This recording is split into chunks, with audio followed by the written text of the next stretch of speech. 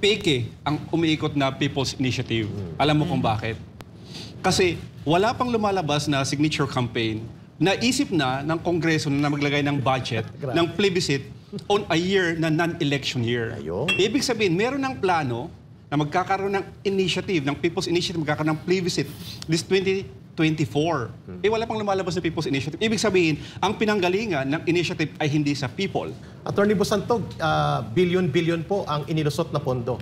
Hindi natin alam, may pinanduhan pala na 14 billion pesos na isiningit nila dito sa budget sa 2024 at itinago sa COMELEC budget. Pero hindi naman hiningi ng COMELEC for referendum and plebiscito. Samantalang ang mga barangay development programs, ang mga farm-to-market roads, ang mga malalayong mga eskwela na wala sa ating mga liblib na lugar na mga katutubo ay hindi naaabot at ang ganito mga programs kung hindi pa magsumikap ang mga Philippine Army units sa mga lugar na dating ginapos ng terorismo ng CPP, NPA, NDF ay hindi pa po maaabot ng ganitong mga makabuluhang interbensyon sa pangkaunlaran at kabuhayan ng ating mga kababayang nasa mga laylayan at liblib na lugar, lalo na sa pamayan ng katutubo. Attorney Busantog, your reaction doon sa inisyatiba ng 702nd Brigade sa Central Luzon?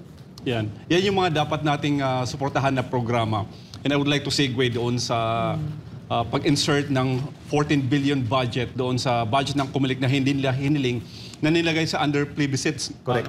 Ibig sabihin yan, isa lang ibig sabihin yan, peke ang umiikot na People's Initiative. Alam mo kung bakit?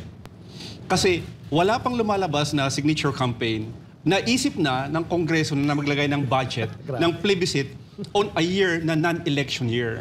Ibig sabihin, meron ng plano na magkakaroon ng initiative, ng People's Initiative, magkakaroon ng plebiscite this 2024.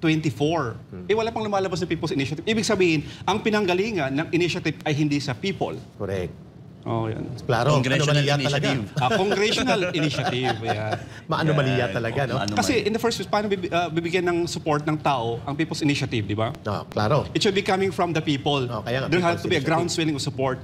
Okay. But, bakit? May budget na sa Kongreso, wala pang People's Initiative. At napakalaki ng budget, mga kababayan, Team Labang Kasamang Bayan, it's 14 billion pesos. How much is the BDP right now? BDP, ma'am, is around 2.5 million lang per barangay. Yeah. Ang consolidated na ibinigay ng Kongreso is less than 3 billion or 3 billion lang.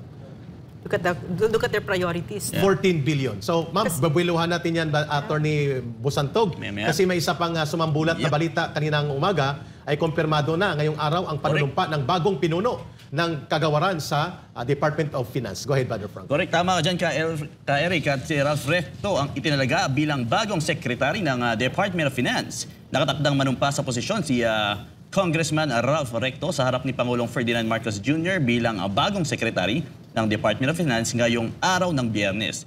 Ito ay matapos kumpirmahin ni Presidential Communications Office o PCO Secretary Cheloy Garafil ang pagkatalaga sa nasabing pwesto ni Recto.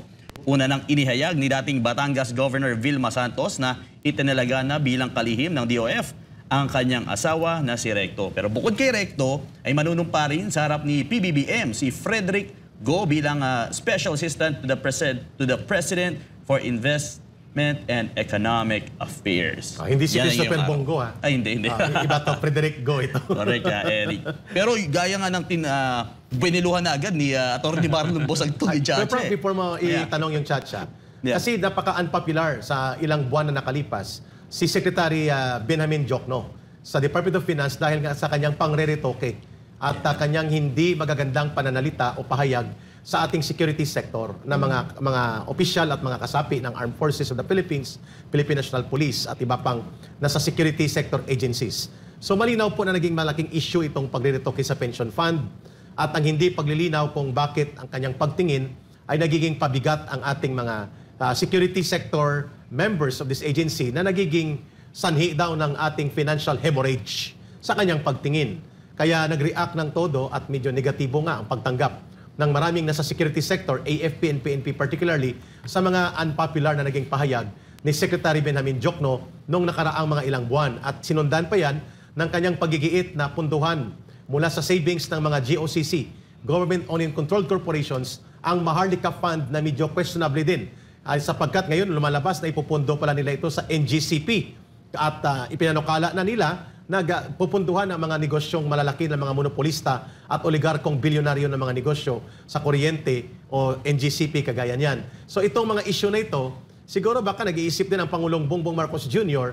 na kailangan magiging katanggap-tanggap sa maraming sektor ng lipunan at magbibigay ng panibagong sigla sa economic programs niya ang kanyang itinalagang Secretary of Finance. Baka may mga opinion ang kasama dito, like si Atty. Busantog, sir, dito sa biglaang walang indicator na si former Senator and now Congressman Ralph Recto ang uupo bilang Secretary of Finance. Well, you know, parang for me, it's a hard job, so we wish him well.